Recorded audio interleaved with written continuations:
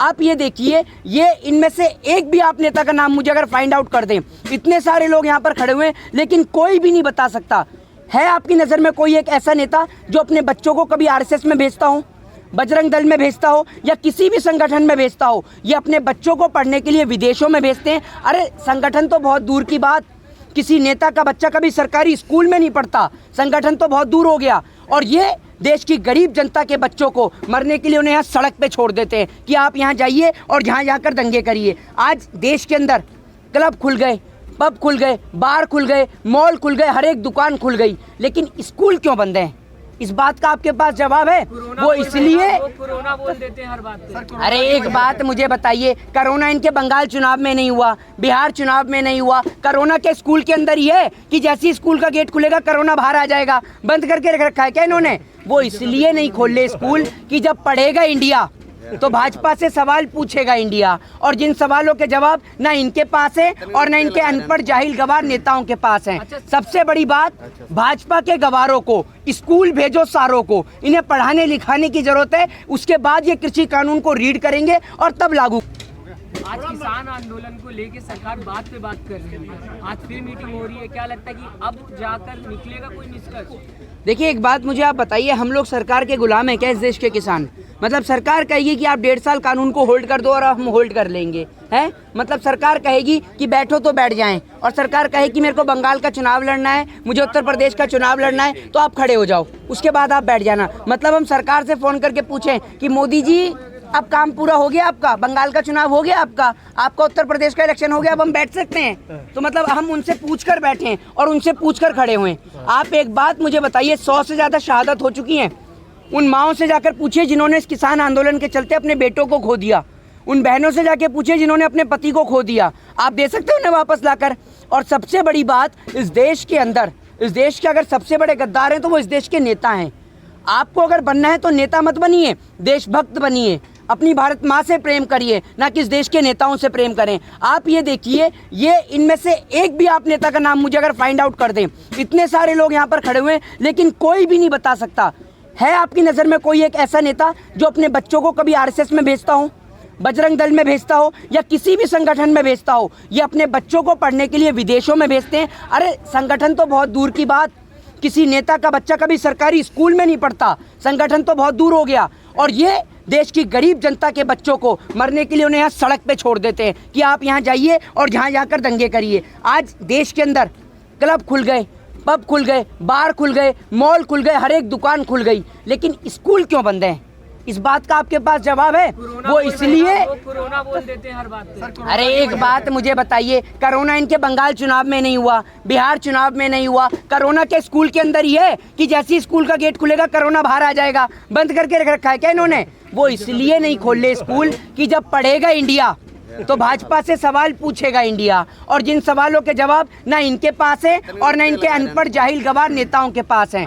सबसे बड़ी बात, भाजपा के गवारों को स्कूल भेजो, सारों को इन्हें पढ़ाने लिखाने की जरूरत है, उसके बाद ये कृषि कानून को रीड करेंगे और तब लागू करेंगे। दूसरी बात, आपने बात करी कृषि कानून की, देश के तमाम नेता कह रहे हैं, प्रधानमंत्री सहित, कि इस कृषि कानून से देश के किसान को फायदा होगा, यही कह रहे हैं ना?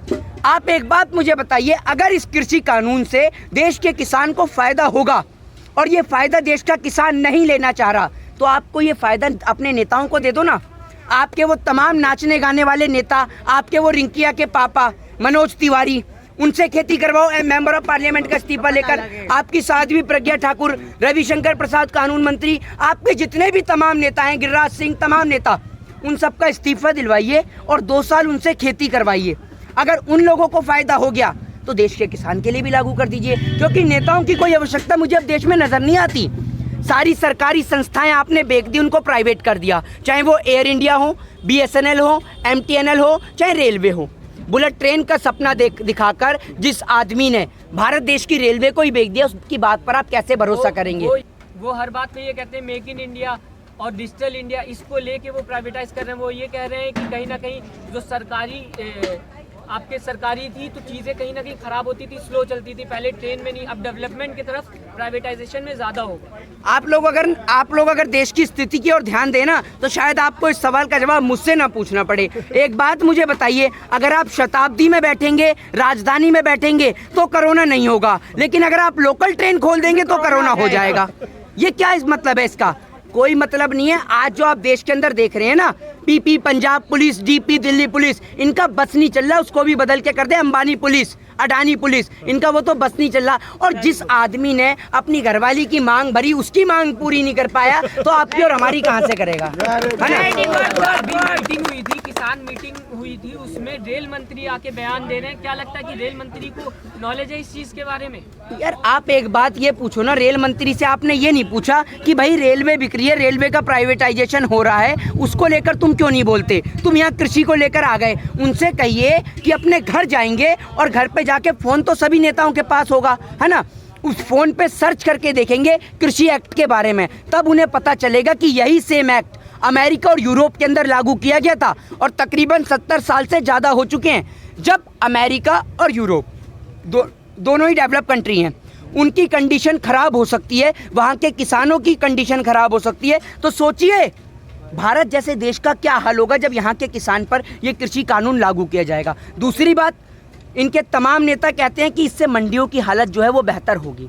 ठीक है, आप ये बताइए आपने कितनी बार इस एक्ट को रीड करा है? मैं इस एक्ट को 1000 से ज़्यादा बार रीड कर चुका हूँ और आप मुझसे पूछिए, मैं आपको एक एक एक्ट के बारे में, एक एक पॉइंट के बारे में बताऊंगा। ऊपर से नीचे तक सुनिए, ऊपर से नीचे तक एक्ट को पढ़िए, कहीं भी मंडी को लेकर कोई भी विश्लेषण है ही नहीं। अगर विश्लेषण है, दूसरी बात, अभी सरकार को पता रहता है कि कौन कितनी जमाखोरी कर रहा है। अगर ये एक्ट लागू होगा तो सरकार को पता ही नहीं चलेगा किसके पास कितनी जमाखोरी है और कहाँ है। आप तो समझ रहे हैं ना? ये बार बार क्यों कह रही है किसानों को बहकाया जा रहा है, किसानों को बिल के बारे में नहीं पता, किसान कहीं ना कहीं वो समझ नहीं पा रहे हैं किसान के हक में, तो ये क्यों कहा जा रहा है? अगर आपने बार बार पढ़ा है तो क्या लगा आपको इस बिल में क्या किसानों के हित में है? देखिए एक बात आप मुझे बताइए, मेरे ख्याल से पूरे देश से कहा गया था कि नोटबंदी देश के हित में है। नोटबंदी के चलते इतने सारे लोगों का रोजगार उनसे छिन गया।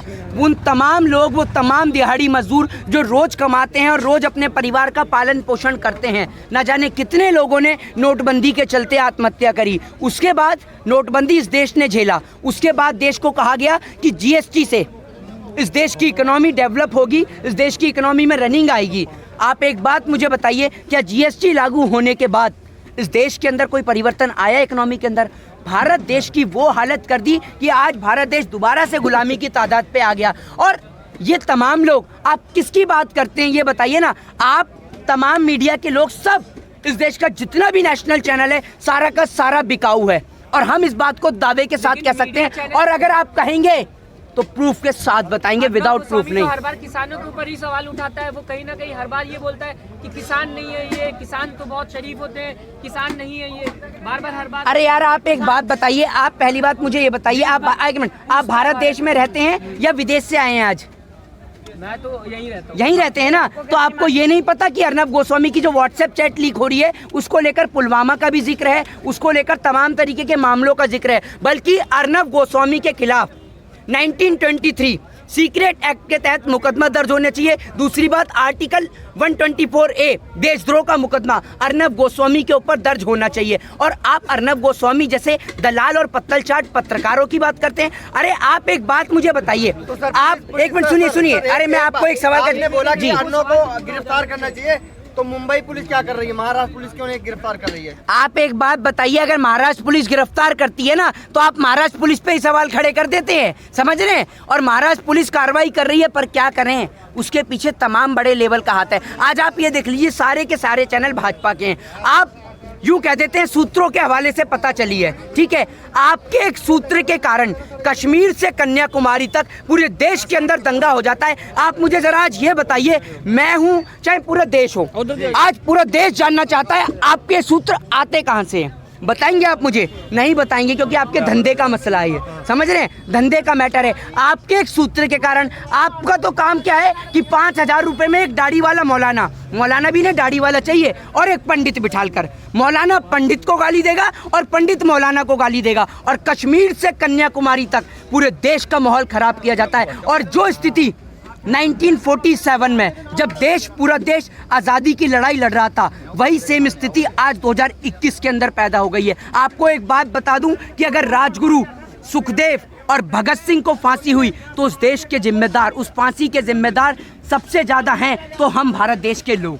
समझ रहे हैं, उस टाइम पर भी ये भारत टुकड़ों में बटा हुआ था, वरना अंग्रेज तो मुट्ठी भरते। अगर पूरा भारत एक होता तो अंग्रेजों की औकात नहीं थी कि उन्होंने भगत सिंह के गले में फांसी का फंडा डाल दिया। उनकी औकात नहीं थी कि भगत सिंह के गलेबान को भी छू सके। लेकिन क्या करें, जब पूरा का पूरा देश अंग्रेजों से लोहा ले रहा था, ये भाजपा और आरएसएस वाले रानी विक्टोरिया को सलाम ठोक रहे थे। गांधी जी बहुत बड़े बैरिस्टर थे, बहुत बड़े वकील थे, नेहरू जी बैरिस्टर थे, वकील थे, इन लोगों ने क्यों उनका केस नहीं लड़ा? आप कहां से, एक बात बताइए मुझे, कहां से ऐसा इतिहास पढ़कर आते हैं आप? ये भाजपा आरएसएस के कार्यालय में पढ़ाया जाता है ये इतिहास को अगर रीड करना है तो अच्छी से करिए और फुल जानकारी के साथ में। भगत सिंह के खिलाफ, उसके विरोध में गवाही देने वाला सर सादी लाल कौन था आप जानते हैं? भाजपा आरएसएस का था वो आदमी, ठीक है ना।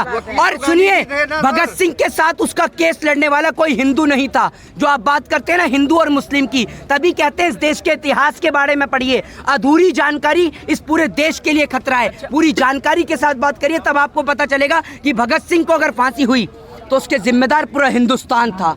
समझ रहे? अगर आज भगत सिंह, राजगुरु और सुखदेव देश की आज़ादी की लड़ाई नहीं लड़ रहे होते ना, तो आप और हम किसी अंग्रेज के घर में बैठ के उसके जूते साफ कर रहे होते। तो दिल से सैल्यूट है ऐसे देशभक्तों को, और उनकी शहादत को कभी नहीं भुलाया जा सकता। अच्छा, अभी लाल किला बंद कर दिया गया, किसान आंदोलन की बात हो रही थी, रैली की बात हो रही थी, इसमें बर्ड फ्लू बता दिया गया कि लाल किला में के आसपास बर्ड फ्लू फैल गया। ये इस तरीके से अरे ये कुछ नहीं है, ये सारे के सारे इंटरनेशनल पनौती हैं। आप ये देखिए, अमेरिका पहुंचते हैं तो ट्रंप हार जाता है, मोर को छूते हैं तो पूरे के सारे पक्षी बर्ड फ्लू हो जाता है। ये इंटरनेशनल पनौती हैं, समझ रहे हैं? कोई बर्ड फ्लू नहीं है। और इनके नेताओं को देखा ना कैसे कोरोना का टीका लगवा रहे हैं, देखी होगी आपने सोशल मीडिया पे वीडियो, कैसे टीका लगवाया जा रहा है।